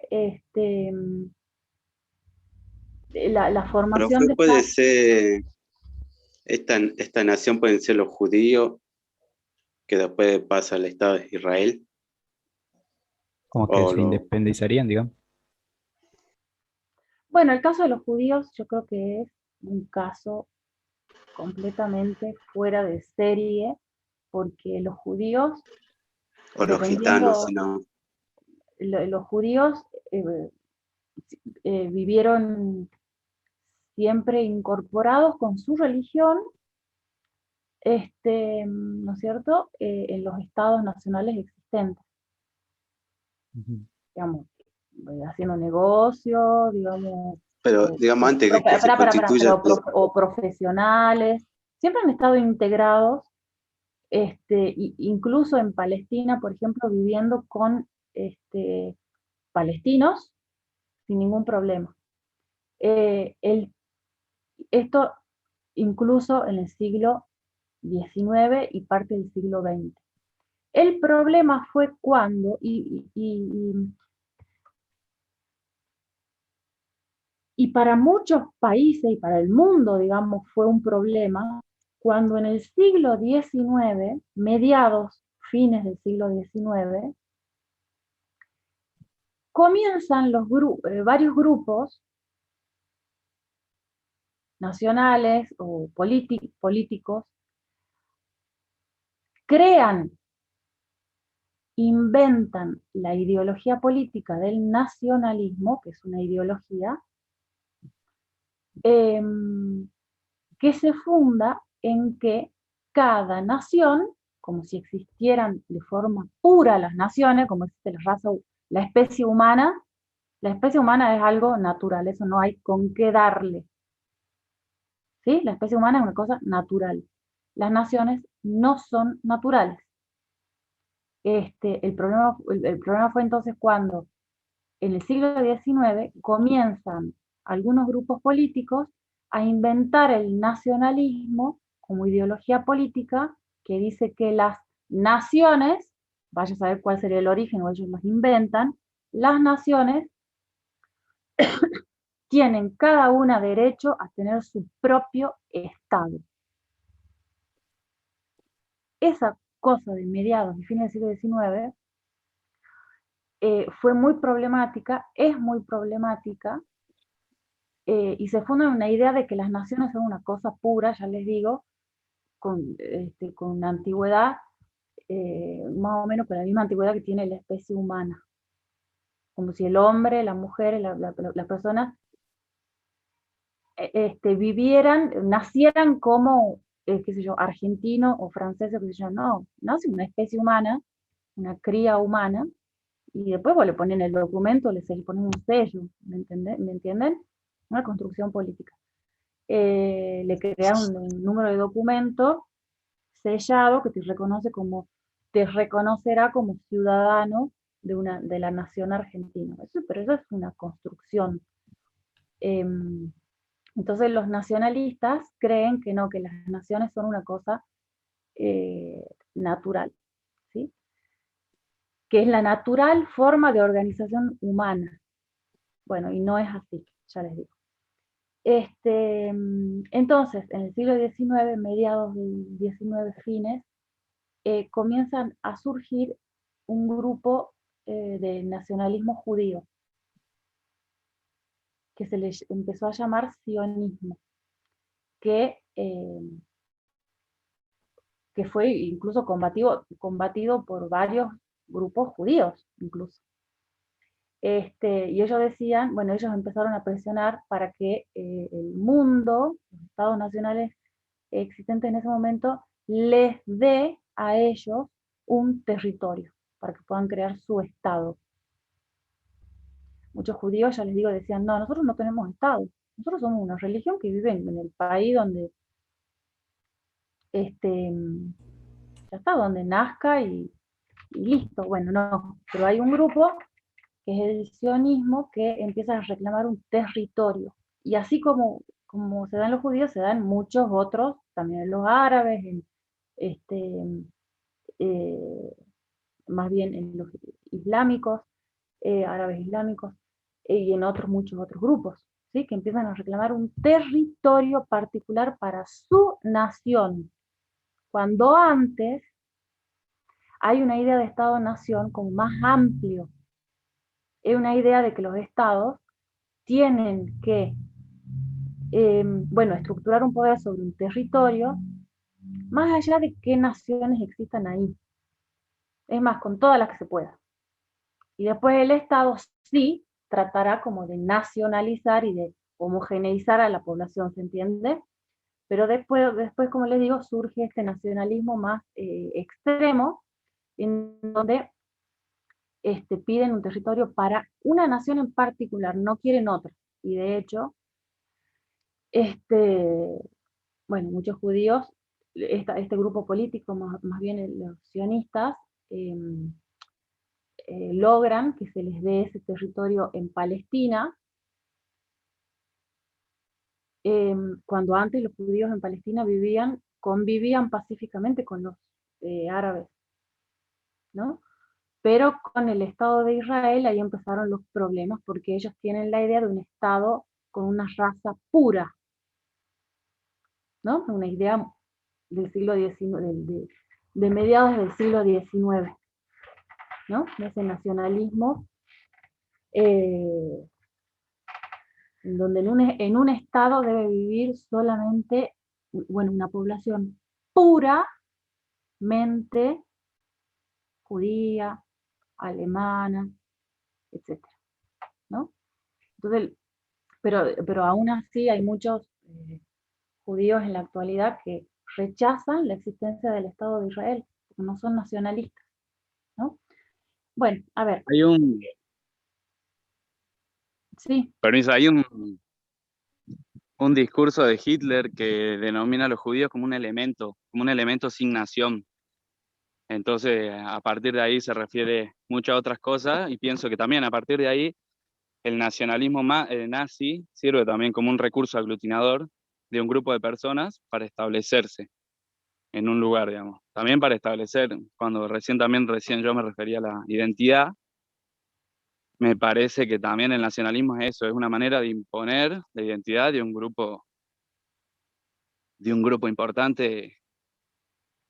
Claro, o sea, para imponer sus intereses. De hecho, una de las ideas, creo que estaba en Hobsbawm o en Aróstegui, no me acuerdo, que decía, las naciones no se constituyen porque hay una comunidad de gente que dice, tenemos la misma sangre y venimos de los mismos antepasados y compartimos una lengua, una historia, etcétera, milenaria. No, hay comunidades que se transforman en naciones, otras no, hay comunidades que se transforman en naciones porque hay un enemigo común. Eso es lo que les da identidad, que hay un poder externo, por ejemplo, que, que quiere imponer, valga la redundancia, su poder sobre tal comunidad, y eso hace que la comunidad se una, ¿no es cierto? Y empieza a generar vínculos que después se llamarán nacionales. Claro, porque también como para graficarlo, para yo también entenderlo mejor, por ejemplo, también en historia medieval, por ejemplo, las dinastías o los imperios de Marco Aurelio, hay una parte que empiezan a relatar que, o sea, un grupo de personas luchaba por una identidad romana, pero no necesariamente todos provenientes del mismo lugar, o no necesariamente pelear por un territorio como se piensa hoy. Capaz que yo antes hubiera leído ese texto cuando peleaban, cuando había una batalla, yo hubiera pensado que era para defender Roma, territorio Roma. Y capaz que no, era un grupo de personas unificadas por un interés común que capaz que no tenía que ver con, tenía que ver a una cuestión capaz que hasta comercial, no se Claro. identificaba por ahí con el territorio necesariamente. Claro, exactamente. Entonces, primero yo creo que hay que tener en claro las diferencias entre Estado, nación, Estado-nación y nacionalismo. ¿Sí? Estado es una estructura, un tipo de estructuración política de la sociedad, ya que como le dije al principio, desde hace alrededor de 7.000, 6.000 años. Esas formas de Estado pueden y de hecho van cambiando. ¿Sí? Es un concepto muy general. Nación, en cambio, nación, es un concepto sobre el que se debate mucho. Para algunos es algo natural de la especie humana, y para otros es una invención. ¿Sí? En el otro extremo estaría que las naciones son inventadas. ¿Inventadas por quiénes? Por los estados nacionales a partir de la educación y los medios de comunicación fundamentalmente. ¿Sí? Entonces esa idea de que todos somos argentinos. Yo qué sé, yo no comparto con un porteño, discúlpeme si hay algún porteño, pero no sé qué compartimos, una lengua, pero que son realidades distintas. A la vez, un porteño que comparte con un jujeño, o con, qué sé yo, en fin, pero todos reconocemos que San Martín, Belgrano, Güemes, ¿no? Parece que nuestros antepasados. Bueno, es una invención, por empezar, porque ni San Martín, ni Güemes, ni Belgrano luchaban por ninguna Argentina. Luchaban por sacar a los realistas españoles de América, punto final. No existía ninguna Argentina, ¿no? Empezando por ahí. Entonces, pero sin embargo, todos nos reconocemos como formando parte de una comunidad, ¿sí o no? Con ciertos rasgos más o menos compartidos. Una invención. Lo que dice Hobsbawm es que ni es una invención, ni es la forma natural de organización humana. Es una cosa y la otra. Las comunidades humanas sí tienen diferentes tipos de fundamentos para reivindicarse después como naciones, pero no en el sentido que el sentido común nos hace ver a las naciones como una cosa homogénea, cerrada y ahistórica, como decía ahí una compañera. ¿Sí? Es decir, que no sufrió cambios a lo largo de la historia. Es más, hay muchas comunidades que podrían haber llegado a ser naciones, pero se dividieron, qué sé yo, que se dividió un señorío, por alguna guerra que hubo dentro de un reino, o se fusionaron con otros, ¿sí? Entonces, creo que ustedes lo que tienen que ver en este fragmento que les dábamos, es que ese fragmento de trabajo práctico es una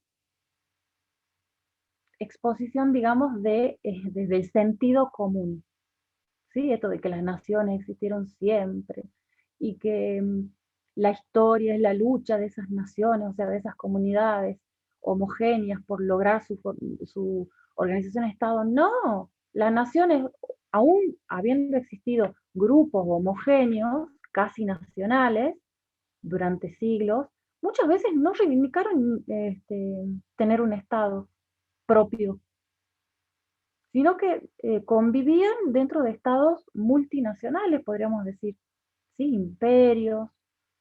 Esta idea de que la nación está ligada a un territorio particular y a un estado es construida a partir del siglo XIX.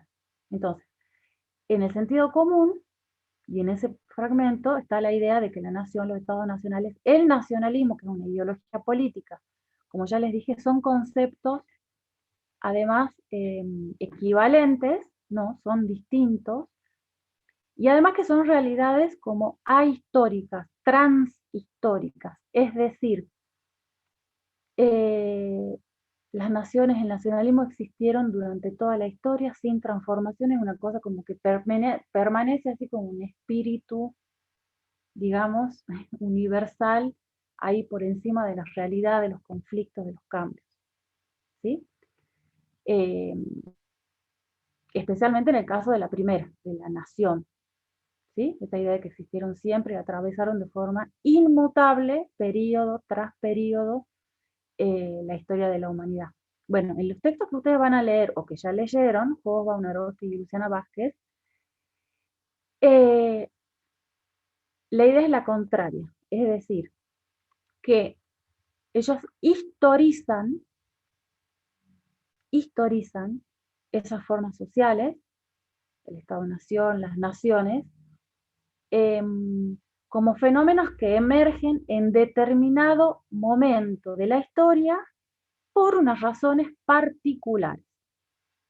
En el caso de Hobsbawm, ya en la primera página, segunda página, él le va a decir que también la creación de estados nacionales, que es una novedad del siglo XIX, tiene que ver con cuestiones económicas, como las que decíamos hace un rato. Tiene que ver con necesidades económicas de las burguesías de ese momento, ¿sí? Entonces, con Hobsbawm, con Arosti, ustedes pueden cuestionar cada una de estas oraciones. Por ejemplo, dice, es difícil investigar los orígenes de la nación y el nacionalismo, porque son realidades y fuerzas políticas tan antiguas como el hombre mismo. No, y tienen elementos, tanto en Aróstegui como en Hobsbawm, para decir por qué esto no es así. Y después dice, pero fue en el siglo XIX cuando estas naciones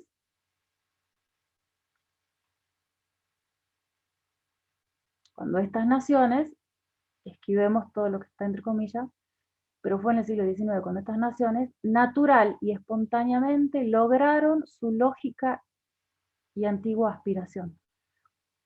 Para Hobsbawm y para Aróstegui, la conformación de estados nacionales no era ni lógica, ni una antigua aspiración de las naciones, y tampoco naciones se puede definir como conjuntos,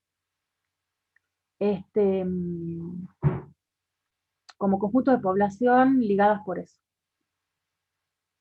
¿Sí? Por otro lado, cuando dice que las naciones lograron su aspiración estatal, organizándose en Estado-Nación con un régimen político liberal centralizado, bla, bla, bla, innovación política de la Revolución Francesa, ustedes acá también tienen elementos de Aróstegui para decir eso no fue una innovación de la Revolución Francesa. Los estados absolutistas ya venían con este proceso de centralización. Con la Revolución Francesa se acentúa eso, pero no es una innovación de la Revolución Francesa. Y después, este último párrafo sobre el tema de la educación pública, ustedes la pueden cuestionar a partir de, fundamentalmente, del artículo de Vázquez, ¿sí? Ellos ahí critican que, bueno, ella y los autores que señala, que cita, cuestionan esta idea de que esta idea que se quiere imponer, ¿no es cierto?, sobre estos símbolos culturales a niños que ni siquiera entienden castellano, todavía la lengua prácticamente, ¿sí? Y quién no se acordará de cuando íbamos a jardín sí, a jardín, de que no entendía nada lo que decía la letra de los himnos nacionales. Yo no entendía nada. Repetía y no entendía lo que estaba queriendo decir. ¿Y eso por qué? Porque nos quieren introducir esta simbología, esta idea de nación, desde que casi que recién aprendimos a caminar, ¿no? Así que, bueno, todo eso pueden cuestionar, ¿sí? Yo sé que lo de Hobsbawm es un texto difícil, pero guíense por la idea de que él cuestiona casi todas las ideas que están en ese párrafo que les escribimos ahí en el trabajo. Lo que tienen que hacer es buscar ustedes argumentos en ese texto de Hobsbawm, buscar argumentos para criticar esas ideas del texto. ¿Se entiende? Sí, profe. Bueno, entonces yo les voy a recibir este escrito. Traten con las ideas más o menos frescas de hoy, traten hoy a la tarde de ponerse a escribir. Los que ya lo tienen lo mandan hoy a la tarde, y si no, bueno, se toman unos días más, y como recuperatorio, digamos, lo podrían entregar hasta el viernes, así está la fecha, ¿sí? Viernes a la tarde, noche.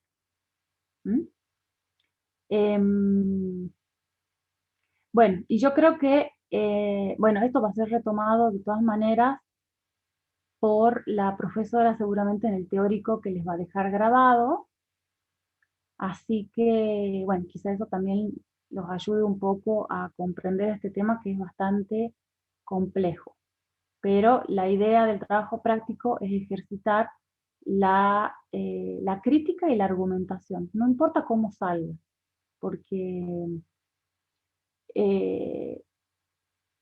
el tema es empezar a ensayar este tipo de escritos, ¿sí?